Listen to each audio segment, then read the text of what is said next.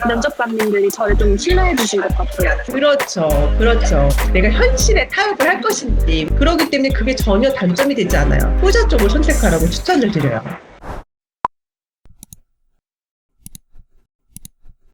그 면접을 많이 보셨잖아요, 정말. 그러면 그 중에, 이거 좀 준비해서 가니까 참 좋았다. 하나를 딱 꼽으라면 기억나는 거 있으세요?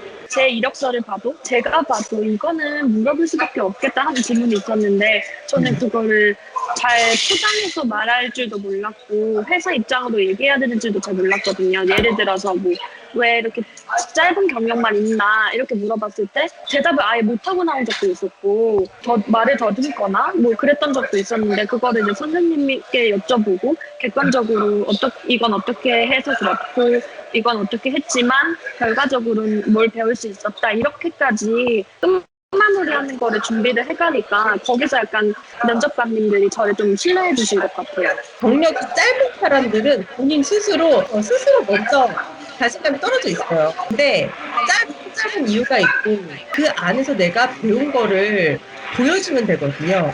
그 마인드셋부터 바꾸고 답변도 긍정적인 걸로 바꾸는 거죠. 뭐 여기서 뭐 부풀리거나 뭐 거짓말하거나 이런 건 아니잖아요. 똑같은 네. 상황을 어떤 관점에서 이야기하는지에 따라서 내 마인드셋도 달라지고, 그러니까 답도 달라지고, 그러니까 면접관의 반응도 달라지고. 네, 그러면 가장 힘들었던 질문이나 혹은 뭐 기억에 나는 에피소드, 면접 때 그런 게 있을까요? 글로벌 회사인 이제 어떤 회사에서 이제 면접을 봤는데 그룹 면접도 있었고 개인으로 질문하는 분도 있었는데 저에게 질문해 주셨던 것 중에서 상사에게 피드백을 한 적이 있냐라고 물어보더라고요. 근데 이제 그때는 저도 너무 생각지도 못했던 질문이라서 그냥 보통은 상사한테 피드백을 받는 경우인 것 같아요 라고만 그냥 너무 짧게 대답을 했거든요.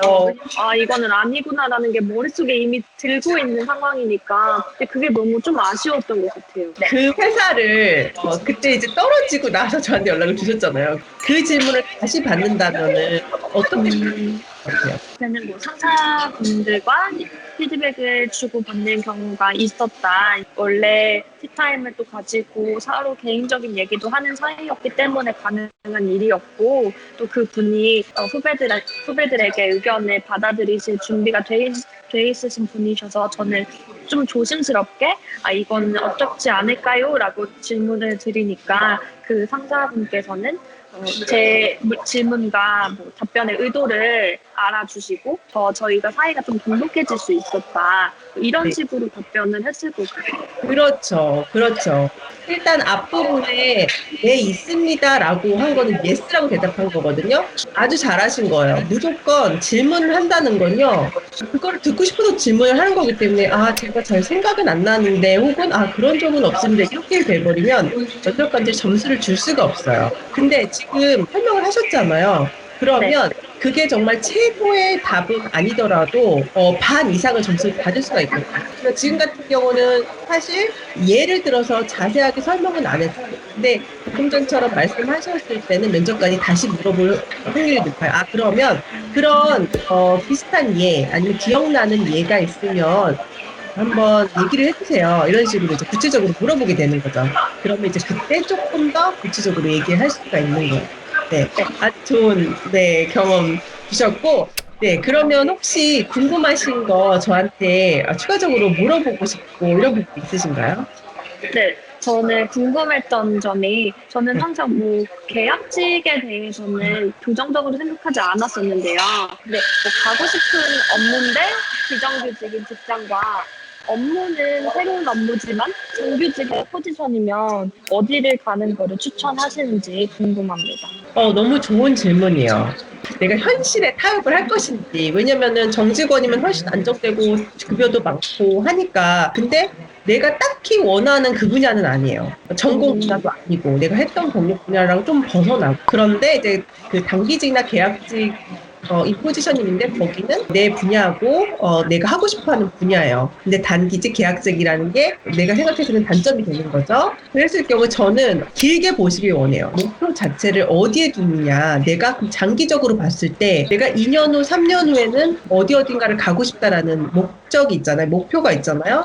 근데 그게 내가 가고자 하는 방향하고 더 맞는 게 단기직이잖아요. 그러면 지금 당장은 돈을 덜 벌더라도 지금 당장은 안정성이 떨어지더라도 저는 당연히 후자 쪽을 선택하라고 추천을 드려요.